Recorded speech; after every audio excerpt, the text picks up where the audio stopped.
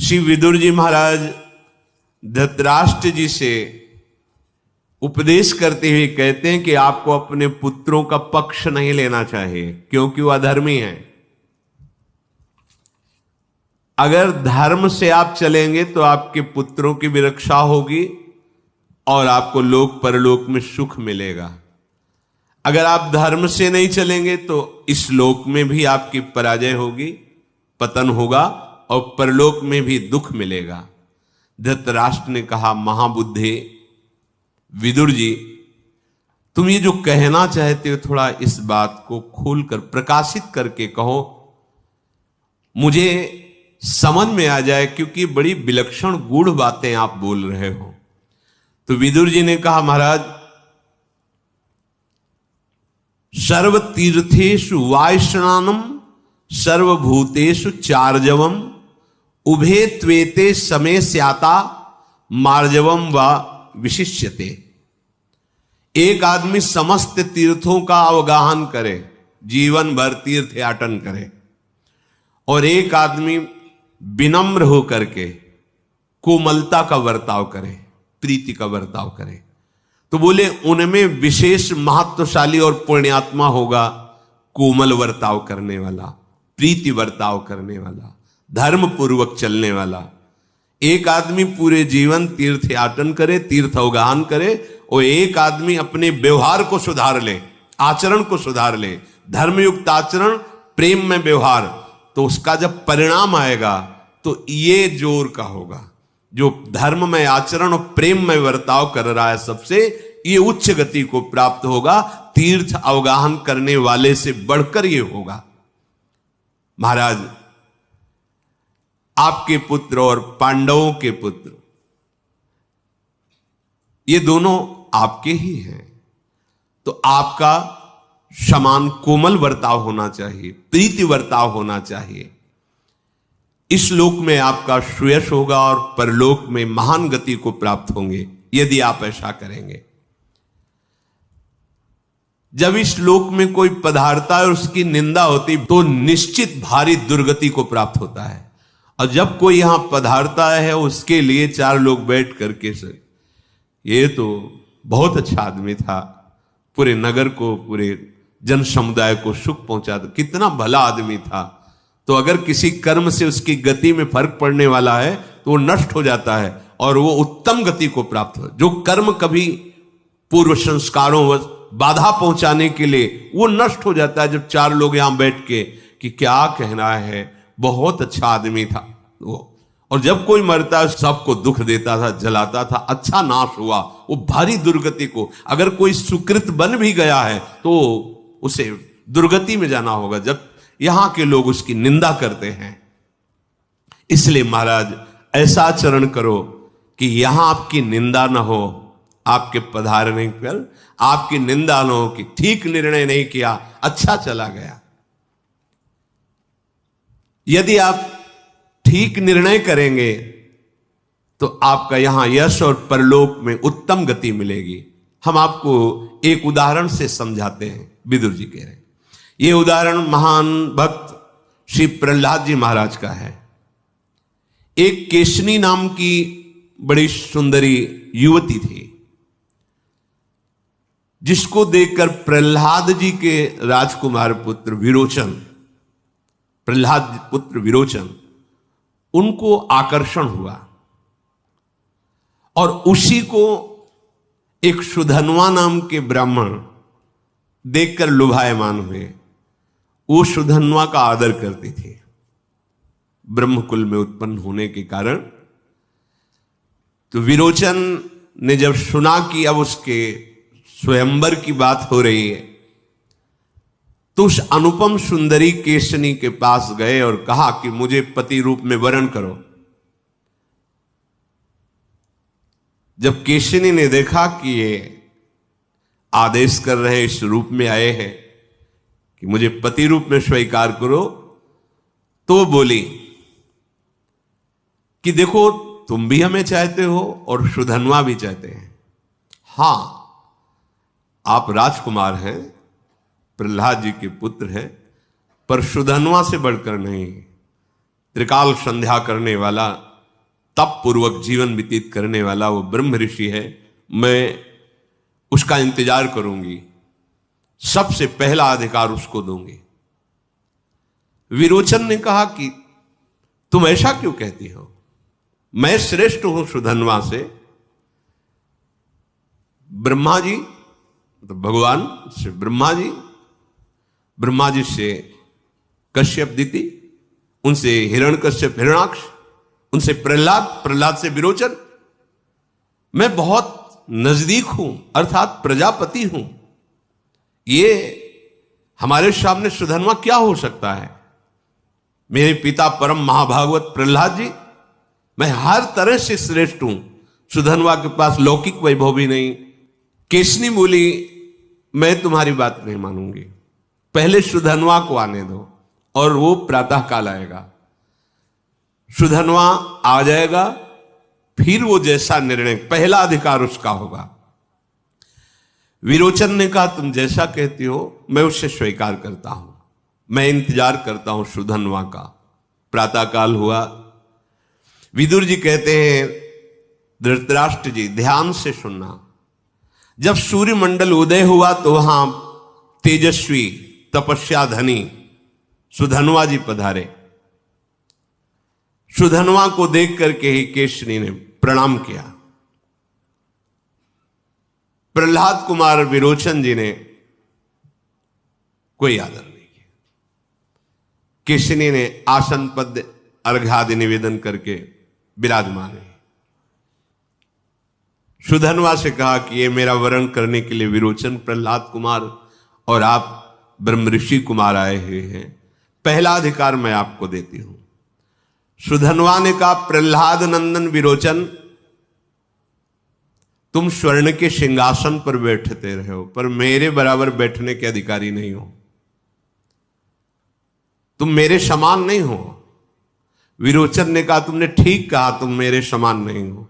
तुम सदैव कुश की चटाई पर बैठते हो या लकड़ी के पीढ़ा पे बैठते हो, और हमारे लिए उच्च कोटि के आसनों की व्यवस्था। वास्तविक तुम जो कह रहे हो सत्य है, तुम हमारी बराबरी नहीं कर सकते। सुधन्वा ने कहा तुम समझे नहीं, जब मैं तुम्हारे पिता प्रहलाद जी के पास जाता हूं तो आसन से खड़े हो जाते हैं और मुझे सिंहासन पर बैठाल कर मेरे चरण धोते हैं और अर्घपाद्य आदि समर्पित करके मुझे प्रणाम करते हैं, फिर हाथ जोड़कर कहते हैं आज्ञा कीजिए क्या सेवा करूं। तुम्हारे पिता प्रहलाद जी हमारे चरणों के नीचे बैठते हैं।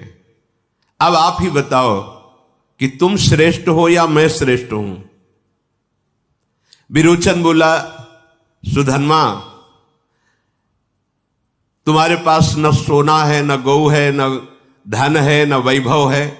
मेरे पिता महाभागवत है, राजा है, मैं राजकुमार हूं, और वैसे भी मैं सृष्टि परंपरा में भी श्रेष्ठ हूं। चलो हमसे बाजी लगा लो और किसी धर्मज्ञ पुरुष से पूछो कि कौन श्रेष्ठ है हम दोनों में। सुधन्वा ने कहा कि जो तुमने नाम लिया सुवर्ण धन संपत्ति, ये तो मेरे पास है नहीं, और बाजी उसी की लगानी चाहिए जो हो। तुम्हारे पास है, मेरे पास नहीं, तो बाजी कैसे लगा सकता हूं। हाँ एक चीज है, तुम्हारे पास भी प्राण है, हमारे पास भी प्राण है, प्राणों की बाजी लगा के फिर निर्णय कराते हैं। अच्छा तो चलो हम प्राणों की बाजी लगाते हैं। मैं कहता हूं मैं सर्वश्रेष्ठ हूं, और सुधन्वा से कहा तुम कहते हो सर्व। अगर धर्मात्मा पुरुष ने तुम्हें कह दिया सर्वश्रेष्ठ, मैं अपने प्राण दे दूंगा, और अगर मुझे कह दिया तो मैं आपके प्राण ले लूं। सुधन्वा ने कहा ठीक, प्राणों की बाजी लगा ली। सुधन्वा से कहा कि तुम ही जिसको श्रेष्ठ समझते हो उसके पास चलो और निर्णय करा लो। सुधन्वा ने कहा तुम्हारे पिता जैसा धर्मात्मा पुरुष इस समय त्रिभुवन में कोई नहीं, महाभागवत प्रहलाद जी, उन्हीं से निर्णय कराएंगे। ये धृतराष्ट्र जी को सुना रहे हैं कि तुम अपने पुत्रों का पक्ष लेकर धर्मात्मा पांडवों का जो विरोध करते हो, उनका जो दुख का संविधान बनाते रहते हो, कभी जुआ खेल के कभी ऐसे, तो आप समझो तुम्हारी क्या गति होगी। प्राणों की बाजी लगाकर विरोचन और सुधन्वा दोनों वहां गए जहां प्रहलाद जी विराजमान थे। दोनों गर्व में भरे हुए हैं। विरोचन तुम क्या पूछने की चेष्टा कर रहे हो? प्रहलाद जी ने पूछा अपने पुत्र से। तुम तो सुधनवा के साथ लाग डांट रखते थे, आज दोनों मित्र की तरह एक साथ कैसे आए हो? विरोचन ने कहा, पिताश्री, सुधनवा और मेरे में मित्रता नहीं हुई है, पर एक शर्त लग गई है। हम दोनों प्राणों की बाजी लगा करके आए हैं और निर्णय आप करेंगे कि सुधनवा में और हम में श्रेष्ठ कौन है। प्रहलाद जी ने कहा, पहले तो जल लाओ और पात्र लाओ, सुधनवा के चरण पखारेंगे। फिर मधुपर्क अर्पित किया, फिर हाथ जोड़ करके कहा, आपकी जो आज्ञा हो वो आज्ञा करे, मैं आपकी सेवा करूं। सुधनवा बोला, प्रहलाद जी, ये जल मधुपर्क इस समय ये मुझे सुख प्रदान नहीं करेगा, मुझे और कोई वस्तु इस समय, बस ठीक निर्णय कर दो कि ब्रह्म ऋषि बालक श्रेष्ठ है या ये राजकुमार तुम्हारा विरोचन श्रेष्ठ है। पर ध्यान रखना, प्राणों की बाजी लगी हुई है। अगर तुमने सही निर्णय नहीं किया तो धर्म है तुम्हारे सामने, और सही निर्णय किया तो फिर पुत्र तुम्हारा प्राण रहित हो जाएगा। मतिमान इस विवाद में ठीक ठीक उत्तर का निर्णय आपको ही, आपके ऊपर पूरा भार है। प्रहलाद जी ने कहा, सुधनवा, तुम्हारे जो पिता हैं वो हमसे श्रेष्ठ है, उनका नाम अंगिरा ऋषि है। तुम्हारी जो माता है उस विरोचन की माता से श्रेष्ठ हैं। मैं बहुत विचार करके देखता हूं कि तुम्हारे चरण रज और मेरा माथा है, इसलिए मेरे पुत्र में यह मूढ़ता है कि वो तुमसे बराबरी करना चाहता है, तुम ही सर्वश्रेष्ठ हो। विदुर जी सुना रहे कि पुत्र है अभी प्राण, पर उन्होंने धर्म से निर्णय किया। विरोचन, सुधनवा तुम्हारे प्राणों का स्वामी है, आप तुम घुटने टेक कर प्राण याचना करो या जैसा वो निर्णय करे वैसा करो। सुधनवा के सामने तुम नहीं हो। वो ब्रह्म ऋषि है, अंगिरा जी का पुत्र है, तपस्या का धनी है। सुधनवा जी प्रसन्न हुए और कहा, धन्य हैं आप, जो आपने सत्य और धर्म का निर्णय किया, इसलिए मैं बहुत प्रसन्न हूं और तुम्हारे पुत्र को जीवन दान देता हूं। विदुर जी कहते, इसलिए राजेंद्र, पृथ्वी के लिए आप झूठ बोले, छल कपट किए, अपने पुत्रों का समर्थन किया, तो आप एक शब्द याद कर लो, आपने धर्म का त्याग किया है, इसलिए आपके पुत्र मंत्रियों सहित विनाश के मुख में जाएंगे। जब किसी की बुरी दशा आने होती है उसकी बुद्धि आप जैसी भ्रष्ट हो जाती है जैसे आपकी हुई है। जब किसी का परम मंगल होना होता है तो उसकी बुद्धि सत्संग में लगा दी जाती है, उसका मन धर्म से चलने लगता है, उसकी सारी अभिष्ट सिद्धियां उसको प्राप्त हो जाती हैं। और जिसका बुरा समय आना होता है वो कुमार्गगामी हो जाता है, गंदे आचरण करने लगता है, धर्म विरुद्ध हो जाता है। महाराज, ये जो सर्वनाश के लक्षण हैं ये मुझे दिखाई दे रहे हैं। मद्यपानम कलहम पूगवैरम भार्यापत्योरंतरम ज्ञाति भेदम राजद्विष्टम स्त्री पुंसयोर विवादम वर्ज्यान्याहुश्च पंथा प्रदुष्टा। ये मदिरा पीना, कलह करना, बलवान के साथ बैर ठान लेना, पति पत्नी में भेद करके पत्नी का उपभोग करना,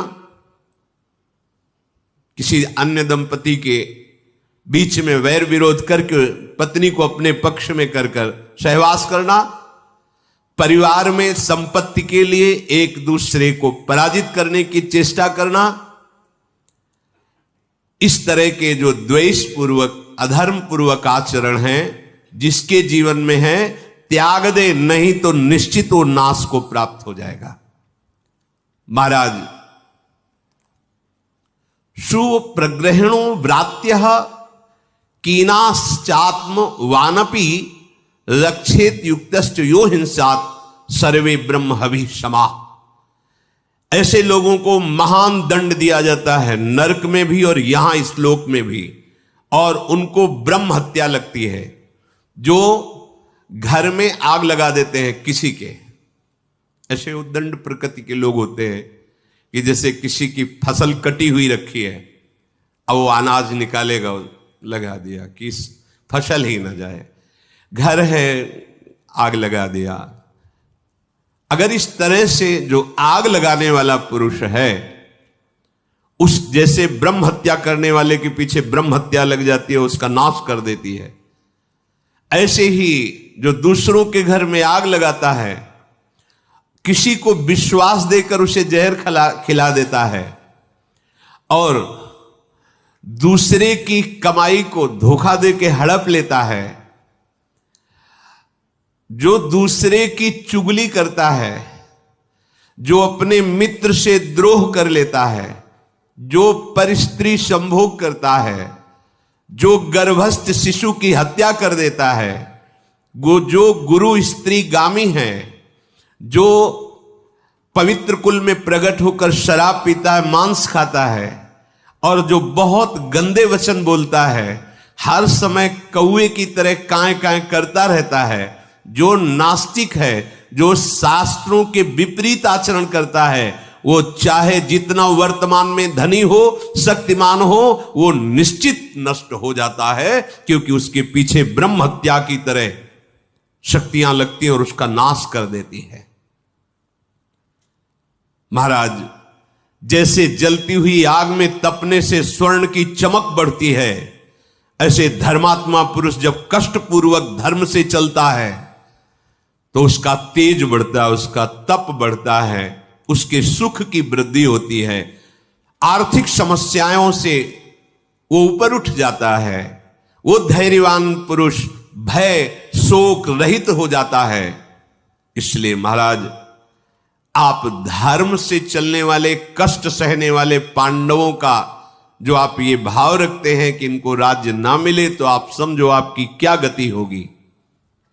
महाराज, जैसे बुढ़ापा सुंदर रूप का नाश कर देता है, जैसे भोगों की आशा धैर्य का नाश कर देती है, मृत्यु प्राणों का नाश कर देती है, दूसरों के गुणों में जो दोष देखकर निंदा करते हैं उनके सारे पुण्य नष्ट हो जाते हैं।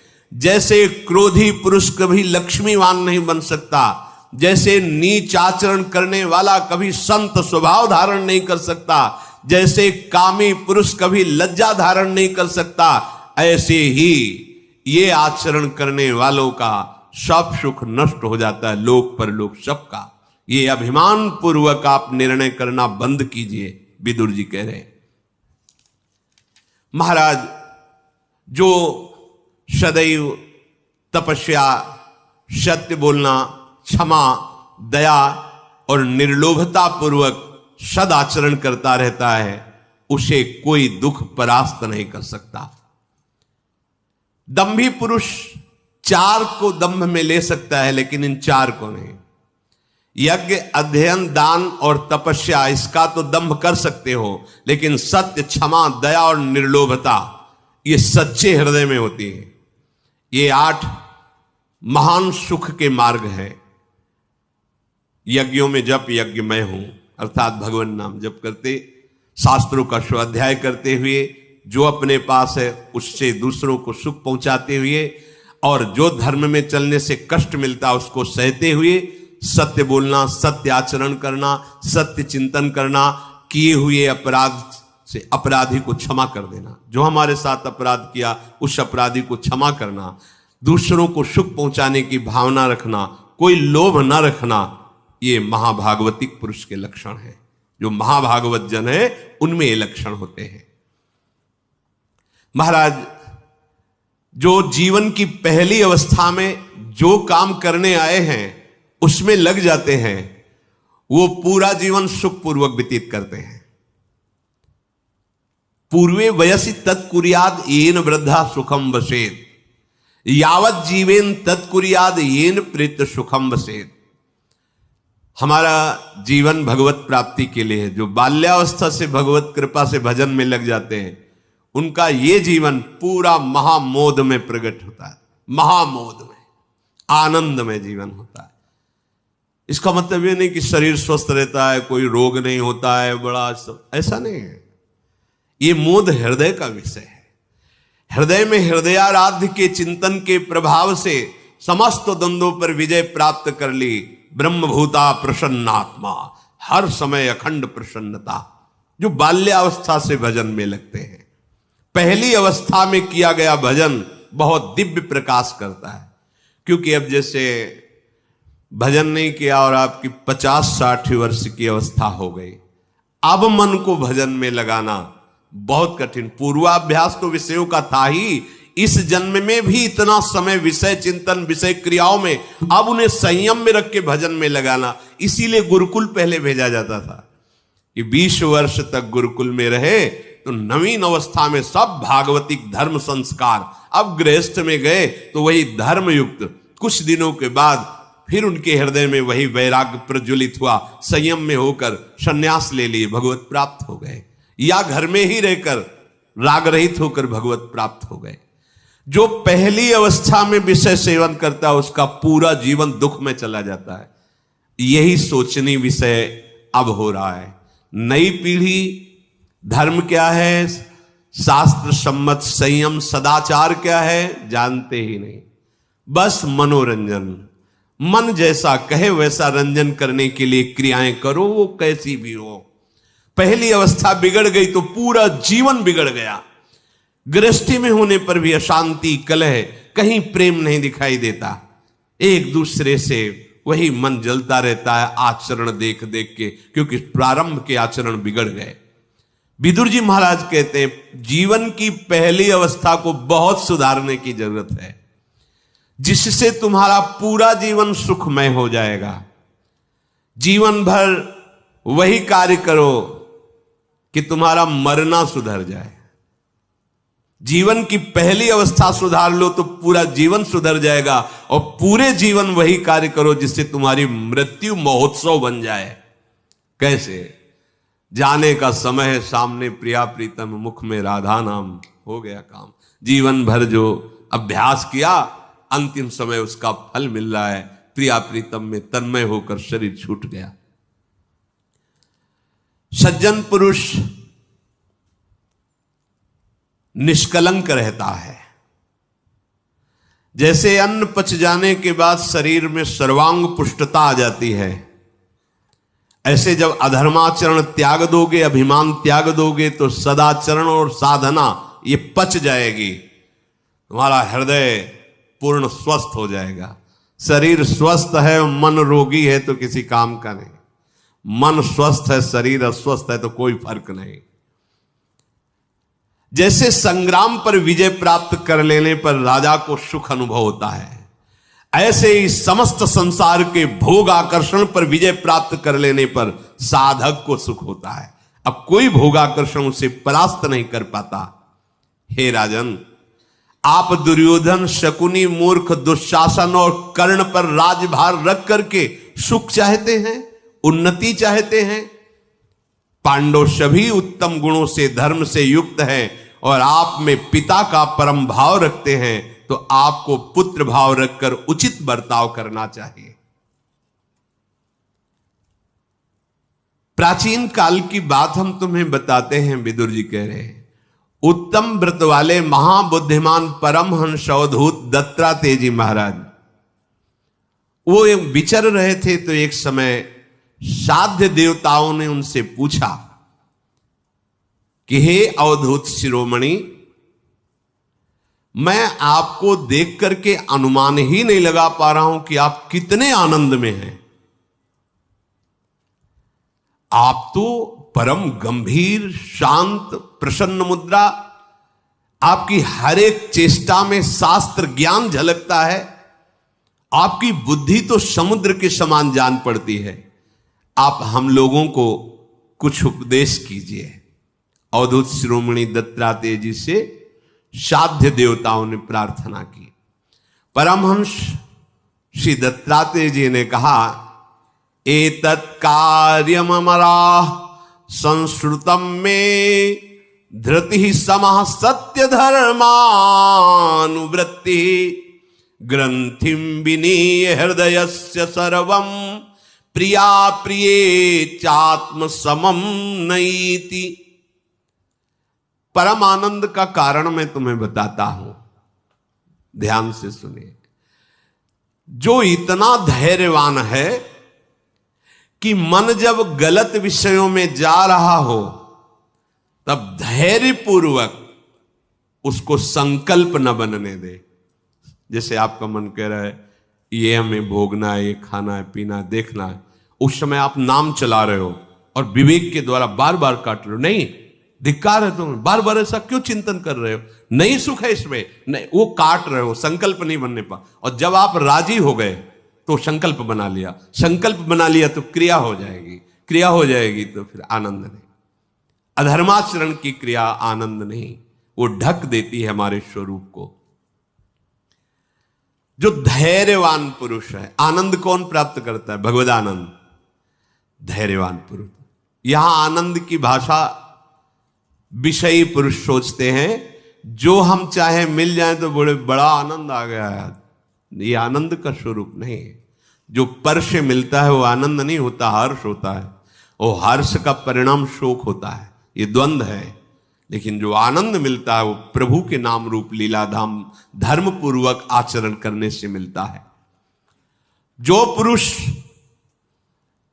धैर्यवान होकर मन के द्वारा अधर्माचरण की प्रवृत्तियां जो प्रकट हो रही उन पर शासन कर लेता है, वो अपने हृदय की जड़ चैतन्य ग्रंथि को खोल देता है।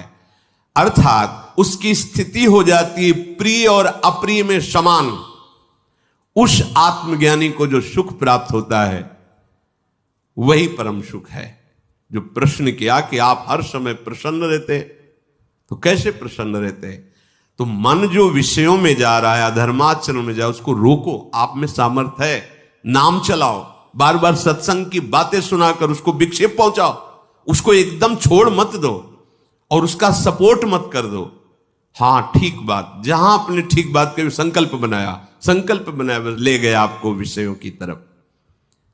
जो दूसरों की गाली सुनकर पलटकर कभी अपमानजनक शब्द नहीं करता, जो आए हुए क्रोध को अपने हृदय में ही पचा जाता है, उसके सारे पाप भस्म हो जाते हैं और हृदय पवित्र हो जाता है। यह है परमार्थ का सिद्धांत। भौतिक सिद्धांत छठे साठ्यम समाचरेत, लेकिन परमार्थिक सिद्धांत हमारे अंदर क्रोध पैदा किया जा रहा है, हम उसे शांत भाव से पचा रहे हैं, कोई चेष्टा नहीं होनी चाहिए। इसी से आपको परमानंद की प्राप्ति होगी, इसी से आत्मबोध होगा। जो मार्ग है वैसे चलोगे तभी लाभ में, उसमें क्यों में नहीं किया जाता। जो आक्रोश्यमानो नाक्रोश्य मन्युरेव तितिक्षता, कोई तुम्हें गुस्सा दिला रहा है लेकिन तुम गुस्सा आ भी गई है तो प्रकट नहीं होने, अंदर ही अंदर उसे उस जलन को सह गए, व्यथाक से युक्त होकर आप गाली गलौज अपमान में नहीं उतरे, तो आपका रोका हुआ क्रोध आपके पापों को भस्म कर देगा। जो हृदय में जलन होती है ना, जब कितनी बढ़िया बात है, अरे उसका दंड भोगना पड़े इससे, और उससे क्या हुआ? पाप तो नष्ट ही हुए और पुण्य प्रकाशित हो गए, हृदय निर्मल हो गए, लाभ ही लाभ है। इसलिए श्रीपाद प्रबोधानंद जी ने भी कहा है, नीचापमानम शुद्धा, नीच पुरुषों द्वारा किया हुआ अपमान। नीच पुरुष का तात्पर्य है जिस पर आप शासन कर सकते हो, जिसे आप दंड दे सकते हो, समर्थ हो। ऐसा पुरुष जो आपको अपमानित कर रहा हो, आप उससे प्रकट हुए व्यथा को, क्रोध को सह गए, तो आप भगवत प्राप्ति के अधिकारी हो जाएं। कितना बढ़िया लाभ है। पर ये हम अवसर पे चूक जाते हैं, बाद में तो सब ज्ञान विज्ञान उदय होता है। योद्धा तो है शत्रु के सामने आने पर वार करे, काम आया, क्रोध आया, लोभ आया, उनकी प्रेरित चेष्टा नहीं की, उनसे जो हमें व्यथा हुई उसको सह गए, वही महापुरुष बन जाता है। सहत सहत बाढ़े भगति, देखो कितना बढ़िया लाभ हम चाहते हैं, हमारा भजन बढ़े, भक्ति बढ़े, प्रभु मिले, तो सहना होगा। जो अपमानित शब्द बोलता है, गाली दे रहा है, उससे जो हमें क्रोध हुआ, उस आग को जो हम सह रहे, वो आग क्या करेगी? हमारे सारे पाप जला देगी और हमारे हृदय को पावन करके भगवदानंद की स्फूर्ति करेगी। दूसरी बात, वही जो तुमने सहन किया है उसका करोड़ों गुना बढ़ करके उसको दंड मिलेगा। तुमने नहीं सोचा, पर सिस्टम, जितना तुम जले हो उसका करोड़ों गुना उसको जलना पड़ेगा। तुम तो पावन हो रहे हो, वो और अपराधी बन जाएगा। उमा क्षमा सापौते भारी।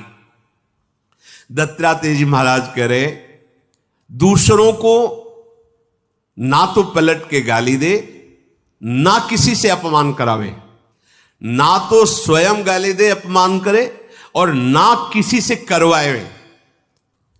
जो इस भाव से परमार्थ में चलता है कि कभी रूखी रोष भरी बात नहीं करता, अपने धर्म का त्याग नहीं करता। देखो, जब आप सतमार्ग में चलोगे तो आपको सतमार्ग से हटाने के लिए उस सतमार्ग की निंदा होगी, उसको फलहीन बताया जाएगा और आपके सामने ऐसा पेश किया जाएगा, इसके करने से देखो उनको क्या लाभ, उनको अमुक अमुक कष्ट मिल रहे हैं। आपको तनिक भी विचलित नहीं होना।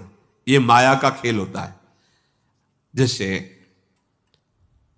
सत्य सच्चिदानंद भगवान की परम शक्ति स्वरूपा अम्बा भगवान शिव को पति रूप में कठोर तप कर रहे हैं। अपर्णा नाम पड़ा, सूखे पत्ते खाकर फिर उनको भी छोड़ दिया।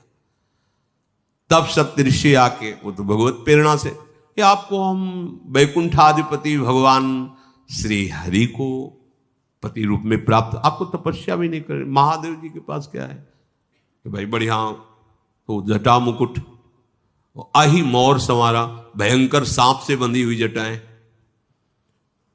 जैसे जनेऊ तैसे ब्याल यज्ञोपवीतम, सांप, गले में मुंडों की माला, सर्पों की माला, चिता भस्मालेपो, गरल मसनम दिक्पट धरो, जटाधारी कंठे भुजगपतिहारी, पशुपति कपाली भूतेशो।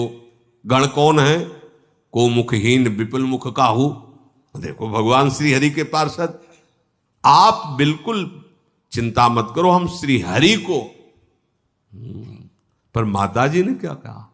कोटि जन्म लग रगर हमारी, बरऊ संभुनता रहो कुमारी। बहुत बढ़िया ये अंबा जी का उपदेश है। अपने मार्ग पर ऐसा अचल होना चाहिए।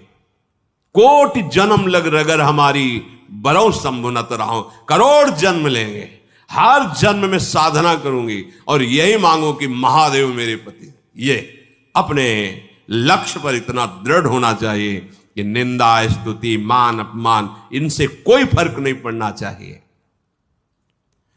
दत्तात्रेय जी महाराज कह रहे, जिसने अपना स्वभाव बना लिया है रूखी बात करने का, स्वभाव बना लिया है दूसरे का उपहास करने का, स्वभाव बना लिया है दूसरे को पीड़ा पहुंचाने का, तो ये दरिद्रता उसको मृत्यु से बांध देगी, अर्थात बार बार जन्म मरण। दूसरा कोई अग्नि के समान तेजस्वी हो, पर यदि वो किसी की निंदा करेगा, किसी को कटु वचन करेगा, तो उसके सारे पुण्य नष्ट हो जाएंगे, वो नष्ट हो जाएगा, चाहे अग्नि के समान तेजस्वी क्यों ना हो। बोलने से ना बोलना बहुत अच्छा बताया गया है। ये वाणी की प्रथम विशेषता है। यदि बोलना पड़े तो सत्य बोलो, ये वाणी की दूसरी विशेषता है। यानी मौन की अपेक्षा सत्य बोलना लाभप्रद है, पर सत्य बोले पर प्रिय बोले, ये वाणी की तीसरी विशेषता है। यदि सत्य और प्रिय के साथ धर्म सम्मत कल्याणकारक वचन हो तो ये पूर्ण वाणी की सार्थकता है। मनुष्य जिन जिन विषयों से मन को हटाता जाता है, उनसे वो जीवन मुक्त होता जाता है। बहुत ध्यान से समझना। प्राण पोषण के लिए जैसी व्यवस्था, शरीर ढकने के लिए जैसी व्यवस्था, लोक व्यवहार में जैसी व्यवस्था, आपका आंतरिक चिंतन भगवत चिंतन, आपके जीवन का लक्ष्य भगवत प्राप्ति, तो जिन जिन विषयों के प्रति राग खत्म हो गया, आप जीवन मुक्त होते चले जा रहे हैं। अगर सर्व विषय त्याग, तो जीते जी जीवन मुक्त हो गए। सर्व विषय त्याग, कोई इच्छा ही नहीं। प्रिया जो जैसे पालन पोषण करे, जैसे स्वयं की कोई इच्छा, इस इच्छा का नाश हो जाना ही जीवन मुक्त अवस्था है। जाहे न चाहे कबहू कछु, कोई चाह नहीं। सकल कामना हीन जे राम भगति रस लीन। जिनका हृदय कामना रहित है वही भगवान के प्रेम रस में डूब जाते हैं। इसलिए यतो यतो निवर्तते ततस्ततो विमुच्यते, निवर्तनाधि सर्वतो न वेत्ति दुख मरणवपि। मन को जिन जिन विषयों में राग है विवेक पूर्वक हटा लो इसी जन्म में, नहीं और योनियों में हटाने का सौभाग्य नहीं। यहां मनुष्य शरीर में जीत लो, हर विषय को जीत लो। विषय को जीतना कि विषय का सानिध्य होने पर भी अगर मन में है भोगने की इच्छा तो मत भोगो, तो त्याग। भोगने की इच्छा ही नहीं रह गई, वैराग्य, ये भोगने की वस्तु है, इसका भी भाव खत्म हो गया। उपरति, त्याग, वैराग्य, उपरति। तो यतो यतो निवर्तते, जहां जहां तुम्हारा मन विषय भोग के लिए, राग के लिए जाए। ये क्यों बता रहे हैं? क्यों पूछ रहे? तुम अखंड प्रसन्न रहते हो, बड़े गंभीर आनंद में मगन रहते हो, इसका रहस्य क्या है वो बता रहे। पहली बात तो बताया कि जहां मन हमारा भोगों से हटेगा और हम धर्म आचरण से सत्य में चलेंगे तो हमारी स्थिति आ जाएगी प्रिय अप्रिय में समान। दूसरी बात, जहां हमें कोई गाली तिरस्कार अपमान दे, हमारे हृदय में जलन पैदा हुई, हम उसको सह गए तो हमारे पाप नष्ट करके हमारे हृदय को पावन कर देगा।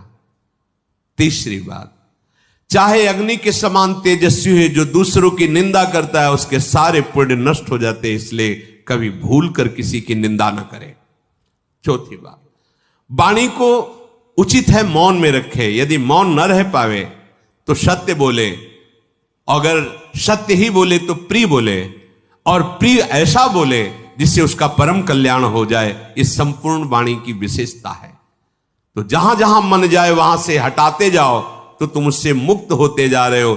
इस प्रकार सब ओर से हटाकर एकमात्र प्रभु में अर्पित कर दो तो तुम जीवन मुक्त हो गए, लेस मात्र का दुख नहीं रह जाएगा। इसलिए सबका कल्याण चाहो तो तुम्हारा कल्याण हो जाएगा। ये रहस्य है। सर्वे भवन्तु सुखिना, तो तुम कभी दुखी ही नहीं रहोगे। भावमिच्छति सर्वस्य ना भावे कुरुते मनः। सबका कल्याण हो, सब सुखी हो, सब मंगल हो, किसी का भी कभी अकल्याण ना हो तो तुम्हारा परम कल्याण हो जाएगा। जो जितेंद्री है, सदाचरण करने वाला है, कोमल स्वभाव वाला है, कभी किसी को झूठा वादा नहीं करता, देने की प्रतिज्ञा करके कभी वापस नहीं होता। वापस इतना दूंगा और उसके बाद तो आप कर्जदार हो गए। बहुत संभाल के वाणी, हमें लगता कहो मत कर दो। जो प्रभु जैसी प्रेरणा करे तो आप फंसोगे नहीं, पर प्रायः अहम की पुष्टता के लिए तो यहां कह रहे, यदि आपने कभी ऐसी बात कही और उसमें पीछे मुकर गए तो आपके दोषों का वर्धन होगा और सुकृतों का नाश हो जाएगा। देने की प्रतिज्ञा करके ना देना या उससे मुकर जाना थोड़ा कम, वो आपकी हानि कर देगा। मत बोलो किसी से। कौन कहता है कि भाई आप मत वादा करो किसी से? प्रभु जैसी प्रेरणा करेंगे, जब जैसा होगा तो दियम्बस्तु गोविंदम, लेकिन ऐसा इतना करूंगा, ऐसा करूंगा, ऐसा। जैसे पीछे सत्संग कि अब तो बस हम सन्यास ले लेंगे, और नहीं लिया ना तो इस अपराध से नरक जाओगे। ये वाणी कोई खिलवाड़ नहीं कि ऐसे जो मन आया सो बोल दिया। बहुत सोच समझ। वाणी एक अमोल है, जो कोई बोले जान, ही तराजू तौल के तब मुख बाहर आन। श्री दत्तात्रेय जी महाराज कहते हैं, मनुष्य दुष्ट पुरुषों के संग से, निरंतर उद्योग ना करने से, बुद्धि का भोग और धन में आसक्ति पूर्वक निश्चय करने से, चाहे जो कुलीन हो चाहे जो भी हो, वो कदापि नहीं बच सकता, महादुखों में फंस जाएगा। पहला है दुष्ट पुरुषों का संग, दूसरा है उद्योग रहित होना, कोई प्रयास नहीं कर रहे हैं, ना भजन का, ना ऐसे आलसी प्रमादी, और बुद्धि हमारी लिप्त है भोगों में, धन में, तो चाहे कोई भी हो नष्ट हो जाएगा। यही हमारे पास तो रह गए हैं। देख लो चिंतन करके अंदर क्या चल रहा है। कुसंग है बहुत जोर का, चाहे वो मोबाइल से हो, चाहे व्यक्ति से हो, चाहे खान पान से हो, दृश्य से हो, तो ये काहे का मार्ग है? पतन का मार्ग है। दत्तात्रेय जी महाराज कह रहे हैं, सदैव इस चिंतन में रहो, ये जीवन कुछ दिन का है। यहां हम क्या करने आए? सत्य वस्तु कमाने आए। सत्य वस्तु क्या है? भगवान का चिंतन, भगवान की सेवा, भगवत भाव से सारे कर्म। यदि ऐसा करोगे तो आप सदैव आनंदित रहोगे, प्रसन्न रहोगे, और जीवन में रहते हुए जीवन मुक्त हो जाओगे। शिष्य आगे श्री राधा वल्लभ लाल।